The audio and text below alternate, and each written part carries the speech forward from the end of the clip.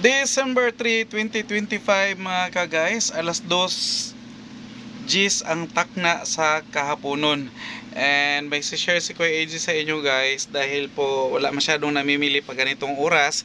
Lahat ng mga kasari natin is nakaka-relate pag ganitong oras is pwede kang magnap konti and pwede kang magkuri-kuri sa imuhang mga display and pwede ka maglinis-linis. Hindi ako nagnap, so nakaisip ako ng eco-content bago ako nakapag-content, kaya tapos na ako nag-content, and pagkatapos ko palang mag-content is nalaman ko na meron palang langgam yung bit-bit ko na item. So ito siya.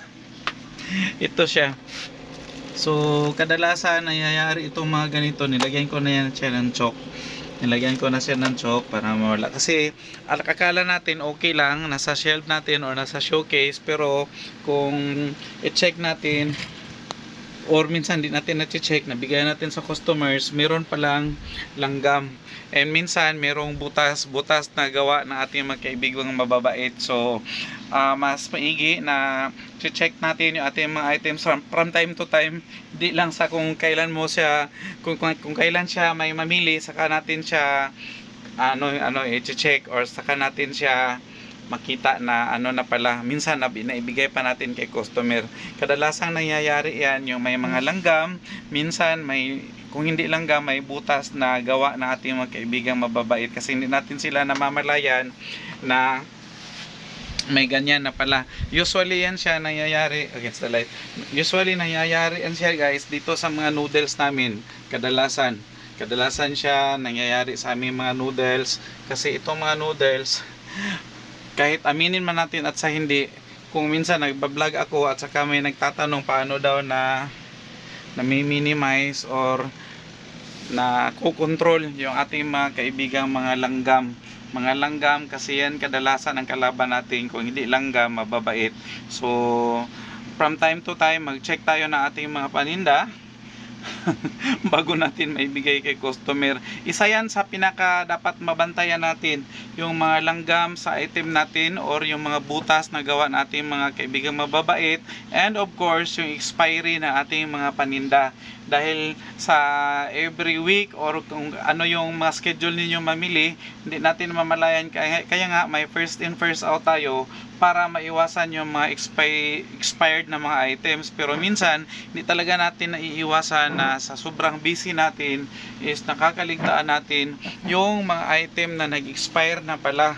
And share ko lang dahil bago lang din, nakapagtapon ako ng 2 or 3 cup noodles, kasi si cup noodles guys, hindi naman siya masyadong mabinta, and kung may mabinta man nito is isa or dalawang lang brand ang mabibenta. So itong nakastocks namin na mga cup noodles is mga Lucky Me at saka mga Nissin lang, at saka pili lang din kung ano yung mga flavors na mabibenta, except lang kay seafoods na from Japan, kasi mabenta talaga ito kahit mahal. So meron kami nito sa SNR namin ito binibili, pero ingat tayo dito sa mga Lucky Me, mga bulalo at kung ano-ano pang mga flavor na yan, dahil mabilis yan siyang mag-expire. At saka bago talaga natin siya bilihin, tingnan natin ang expiration. Anyway, nasa lang man siya, nasa cover dito sa bandang taas. So check natin kung kailan yung expiration. Dapat pagbili natin malayo pa yung expiration, dahil hindi natin alam kung kailan siya mabenta.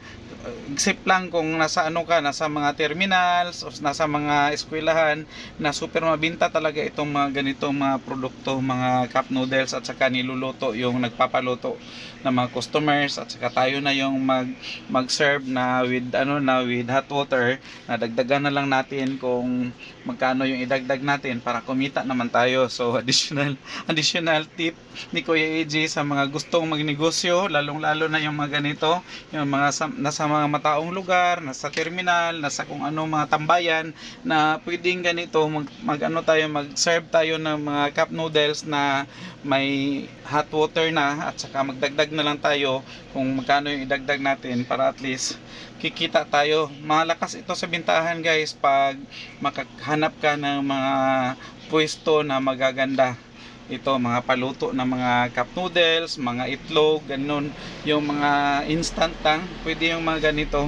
So yun, balik tayo sa ating tip na isa ito sa babantayan natin yung expiration ng ating mga items. So dapat mag-buy po tayo first in first out, at saka yung mga langgam, at saka yung mga butas sa mga item natin na bago natin mabigay sa customers, dapat na-check natin kung may butas or wala. Kasi pag natanggap yan ni customer, at saka si customer, may mga customer kasi na mga masisilang customers, ayaw na yan bumalik sa tindahan ninyo kung may mga ganyan, mga expired. Anyway, pwede naman natin explain sa kanila, pero much better na bago pa nila mahawakan yung item is na nabantayan na natin, at saka na segregate na natin yung mga item na pa-expired na, or na-expired na talaga, or may butas, or may langgam. So ayun. Napa-content bigla si Kuya AJ dahil sa Graham na aking grills.